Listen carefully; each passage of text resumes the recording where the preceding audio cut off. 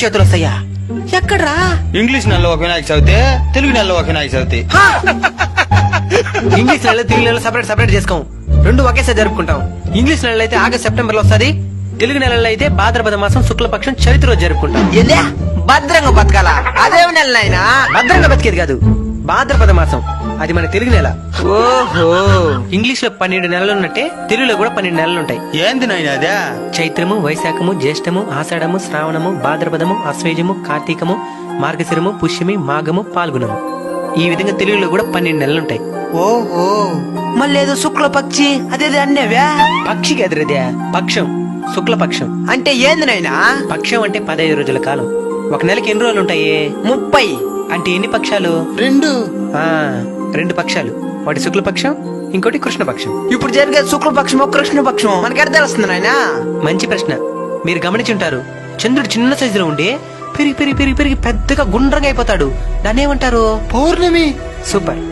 ఈ విధంగా చిన్న సైజులో ఉన్న చంద్రుడు పెద్ద సైజులో గుండ్రంగా మారడానికి 15 రోజుల టైం పడుతుంది. ఈ 15 రోజుల టైం నే శుక్లపక్షం అంటారు. అయితే కృష్ణపక్షమా? మళ్ళీ గుండ్రంగా ఉన్న చంద్రుడు కరిగిపోయి అసలు కనబడకుండా అయిపోతాడు. దాన్ని ఏమంటారు? అమావాస్య. ఎక్సలెంట్. ఈ విధంగా గుండ్రంగా ఉన్న చంద్రుడు కూడా పూర్తిగా మాయమైపోవడానికి 15 రోజుల టైం పడుతుంది. దీన్ని కృష్ణపక్షం అంటారు. ఓహో, అయితే లాస్ట్ లో ఆడోళ్ళు తిట్టుకుంటారే నా సవిత అని, ఆ విధంగా చెప్పినవే ఏందదే? ఓ నాయనా, అది సవితి కదరా, చవితి. అంటే? చవితి అంటే 4వ తేదీ అని అర్థం. ఇంగ్లీష్ లో తేదీలు ఉంటాయి కదా, వాటిని తెలుగులో తిథులు అని అంటారు. ఒక పక్షానికి 15 రోజులు ఉంటాయి కదా, ఈ 15 రోజులకి 15 పేర్లు ఉంటాయి. ఏంది? పాడ్యమి, విధియ, తదియ, చవితి, పంచమి, షష్ఠి, సప్తమి, అష్టమి, నవమి, దశమి, ఏకాదశి, ద్వాదశి, త్రయోదశి, చతుర్దశి, పౌర్ణమి లేదా అమావాస్య. పాడ్యం అంటే ఒకటే తేదీయా? మా అమ్మ పాడ్యం రోజు దూర ప్రయాణం చేయొద్దంటే ఏమో అనుకున్నా, ఒకటే తేదీ బాగుడదనా? ఇద్దరా ఇది గుడిదిలే మనకి. శుక్లపక్షంలో వచ్చే తిథుల్ని శుద్ధ తిథులని, కృష్ణపక్షంలో వచ్చే తిథుల్ని బహుళ తిథులని అంటారు. ఇప్పుడు చెప్పండి, వినాయక చవితి ఎప్పుడు వస్తుంది? భాద్రపద మాసము శుక్లపక్షము చవితి రోజు వినాయక చవితి వస్తుంది. సూపర్ రా మీరా. నాయనా, మన తెలుగులో ఇంతుందా? దేశ భాషలందు తెలుగు లెస్స అని ఊరికే అనలేదు నైనా, ఇలాంటివి మన భాషలో చాలా ఉన్నాయి. అందుకే మన తెలుగు భాష చాలా గొప్పది. అవునైనా. నాయనా, మా ఫ్రెండ్ వాళ్ళ ఊర్లో పెద్ద విగ్రహం పెట్టినారనేసి వారు రక్షణ చేస్తున్నారు నాయనా. ఎంత పెద్ద విగ్రహం పెడితే అంత గొప్ప.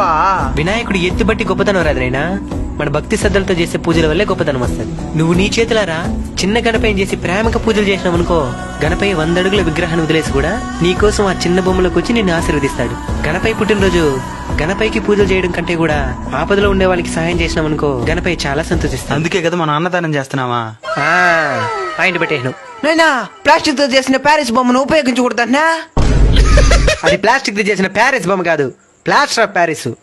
ఓహో, అదేదేనైనా, దాన్ని దేనికి ఉపయోగించకూడదు? అది ప్లాస్టిక్ లాగా భూమిలో తొందరగా కలవదు నైనా. నీళ్ళలో వేసినావనుకో, నీళ్ళలో ఉండే జీవరాశులకంతా హాని కలిగిస్తుంది. అందుకని ప్లాస్టర్ ఆఫ్ ప్యారిస్ చేసిన బొమ్మలు ఉపయోగించకూడదు, మట్టి గిన్నెపైన ఉపయోగించాలి. కానీ ప్లాస్టర్ ఆఫ్ ప్యారిస్ బొమ్మలు చేసే కొన్ని వేల కుటుంబాలు జీవనోపాధిని కోల్పోతాయి. దాన్ని కూడా ఆలోచించాలి.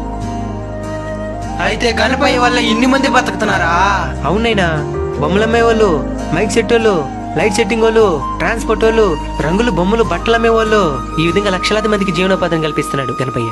అవునైనా. మరి ఇంత గొప్ప గణపయ్య ముందు చాలా మంది డబుల్ మీనింగ్ పాటలకు డాన్స్ చేస్తున్నారు నాయనా. చాలా మంది తాగేసి కూడా ఆడుతున్నారు నాయనా. అసలు తాగడమే తప్పు, అలాంటిది తాగేసి భగవంతుని సన్నిధిలోకి రావడం ఇంకా తప్పు. డబుల్ మీనింగ్ పాటలకి మీరు సంతోషిస్తారేమో, గణపయ్య సంతోషించడు. అయినా మనం తాగడానికి వినాయక చవితి కాకుండా ఇంకా చాలా రోజులున్నాయి. అంతగా డబుల్ మీనింగ్ పాటలకే డాన్స్ చేయాలనిపించినప్పుడు మనకి మన ఇల్లుంది, అలానే ప్రైవేట్ ప్లేస్లు ఎన్నో ఉన్నాయి. అంతేగాని తాగేసి వచ్చి దైవ సన్నిధిలో ఆడడం చాలా తప్పు. ఆల్రెడీ చాలా మంది మన సనాతన ధర్మం ఎప్పుడెప్పుడు నాశనం అయిపోతుందా అని ఎదురు చూస్తా ఉన్నారు. అలాంటి వారికి మనం చేసి ఈ పనులన్నీ ఆయుధాలుగా మారిపోతాయి. తాగేసి గుడి దగ్గర ఆడడమే మీ సంప్రదాయం అని ప్రశ్నిస్తారు. దానికి మన దగ్గర సమాధానం ఉండదు. మనం ఈ రోజు ఉంటాం, రేపు పోతాం. మన సనాతన ధర్మం 1000 సంవత్సరాల చరిత్ర కలిగింది. దానికి ముప్పు కలిగించే పని మనం ఏ రోజు చేయకూడదు. అయినా ఇప్పుడు కాకపోతే వినాయక చవితి ఈ విధంగా జరుగుతా ఉంది. కొన్నేళ్ల క్రితం వినాయక చవితి అంటే భక్తి శ్రద్ధలతో కూడిన పూజలు, భజనలు, అన్నదానాలు. మనకి నిజంగానే ఆడాలనిపిస్తే సినిమా పాటలోనే మంచి బీటున్న దేవుడి పాటలు ఎన్నో ఉన్నాయి. అట్నే డ్రమ్స్ మ్యూజిక్లు ఎన్నో యూట్యూబ్ లో అవైలబుల్ గా ఉన్నాయి. వాటికి ఆనందంగా గణపయ్య ముందే ఆడదాం. గణపయ్య ఆనందిస్తాడు, మనము ఆనందిస్తాం. అంతేగాని ఇలా తాగేసి వచ్చి ఆడటం, డబుల్ మీనింగ్ పాటలు చాలా తప్పు. దీనివల్ల భవిష్యత్తులో చాలా అనర్థాన్ని ఎదుర్కోవాల్సి వస్తుంది. కాబట్టి దయచేసి అర్థం చేసుకోండి. ఈ వీడియోని వీలైనంత మందికి షేర్ చేయండి. వ్యూస్ కోసం కాదు, కొంతమంది అయినా మారుతారనే ఆశ. మీరు కూడా మీ కుటుంబ సభ్యులకి, స్నేహితులకి అర్థమయ్యేటట్లు వివరించండి. అవును, మీకు వినాయక చవితి శుభాకాంక్షలు చెప్పడమే మర్చిపోయాను. అన్బీటబుల్ కల్చర్ కుటుంబ సభ్యులందరికీ వినాయక చవితి శుభాకాంక్షలు. మంచి ఇన్ఫర్మేషన్ వీడియో అందరికి షేర్ చేయండి. జై హింద్.